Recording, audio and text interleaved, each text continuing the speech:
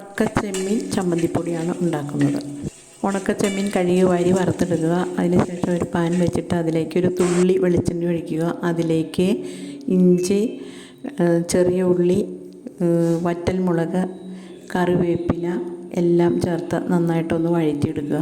ഇതിലേക്ക് തേങ്ങയും കൂടി ചേർത്ത് നന്നായിട്ട് വഴറ്റിയെടുക്കുക. അതിനാവശ്യമായ ഉപ്പ് ചേർക്കുക. ഇതിലേക്ക് കുറച്ച് പുളിക്ക് വേണ്ടി വിനാഗിരിയാണ് ഞാൻ ഒഴിച്ചു കൊടുത്ത് വയ്ക്കുന്നത്. വാളംപുളി ആയാലും കുഴപ്പമില്ല. ഇതുപോലെ നല്ല ബ്രൗൺ നിറമാകുന്നത് വരെ വറുത്തെടുത്ത ശേഷം വറുത്തെടുത്ത ചെമ്മീനും കൂടെ ചേർത്ത് മിക്സിയിൽ പൊടിച്ചെടുക്കുക.